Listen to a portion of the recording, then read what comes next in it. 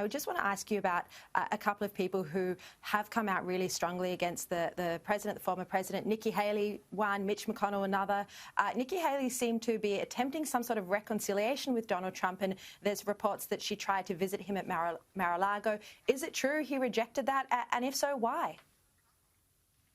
Well, I'll let President Trump and Nikki Haley speak to that a little more directly, but I think the reality is if you're attacking President Trump at this point, you're really attacking the Republican Party overall. Because we see very closely the Republican Party wants President Trump. He's not only the current flag bearer of the party, but he's also the future flag bearer of the party, and he's the person that everybody really rallies around. But I think with regard to Nikki Haley, I think you can't really have it both ways. You can't really attack President Trump and also try to pretend to support President Trump. But you know what? We're not so much worried about that right now. We're worried about the future. And again, 2022, the midterms, 2024, that's really President Trump's focus.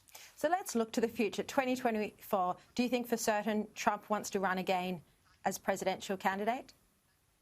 I hope so. I definitely hope so. I mean, well, you speak to him every day. What's he saying?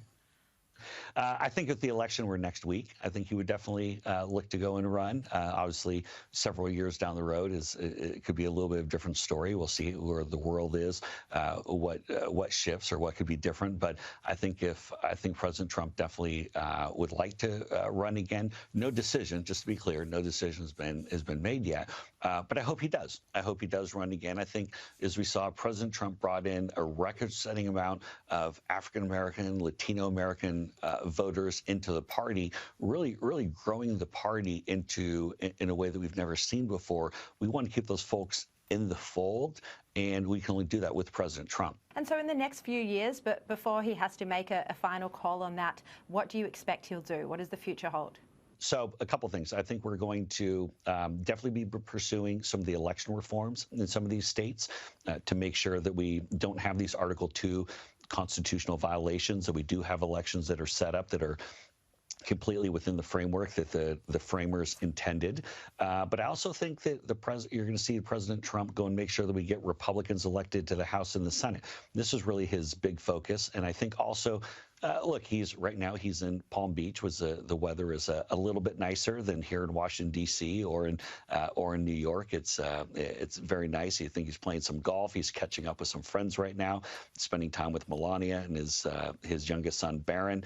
So he's relaxing a little bit. He's had the weight of the world on his shoulders the last 4 years. But I can tell you, speaking with him every day, he's chomping at the bit, ready to get back at it. And he's taking a look at what Joe Biden's doing already in this first month and a half of his presidency. And President Trump is really concerned about where Joe Biden's taking things. Look, he's been kicked off Twitter. He enjoyed Twitter when he was on it. Do you think he might set up another social media platform or a media platform?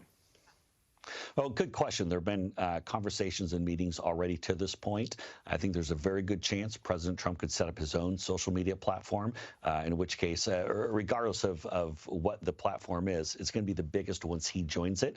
There are a couple of existing platforms that they're kicking the tires on and really seeing if that's something that he could go and join. And of course, that'd be great company to invest in or be a part of, because it would grow immensely overnight if President Trump did go and join it. But whatever he does, whether it's a new platform, whether it's an existing platform, he's really going to make that in a huge way. Keep in mind, he had something in the neighborhood of, 74 million, I believe, Twitter followers when he was on Twitter, and folks want to hear what he has to say. But the fascinating thing here in the States is that President Trump is still driving the news, even though he's not even on social media.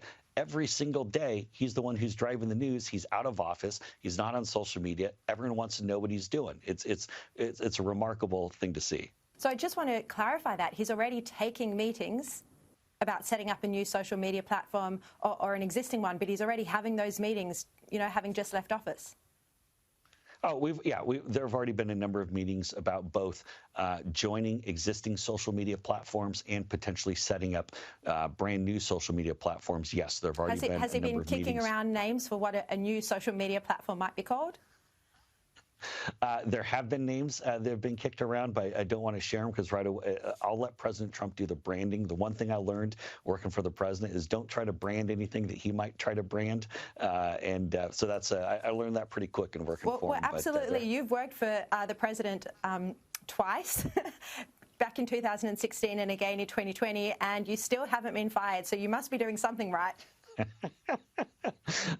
Right, and that's part of that would be not lending out potential names for a social media platform. So I'm riding a hot streak. I'm going to stick to it. We really are almost out of time. I just want to ask you something else.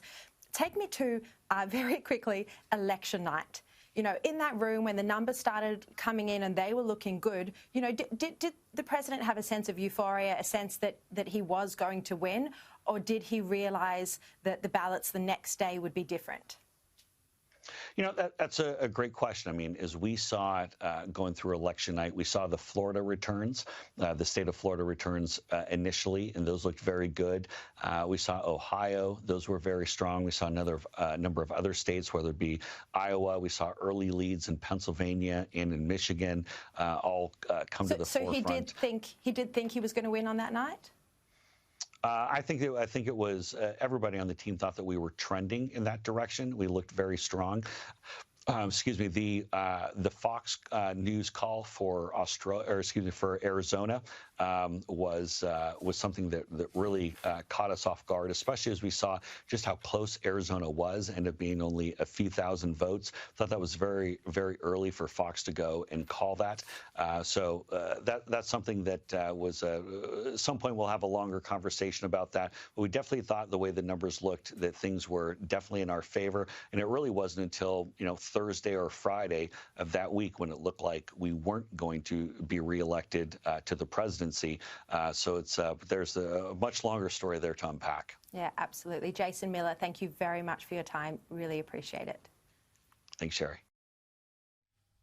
So there you have it. Donald Trump is in active talks about setting up his own social media platform, and also the revelation that he leveraged the threat of setting up a rival political party, his own MAGA party, to see him acquitted at the most recent impeachment trial. If you'd like to watch that interview again or to share it, can't head to Facebook. You've got to go to Sky News Australia's YouTube page or Twitter, or even the Australian website. We have a report up on it as well.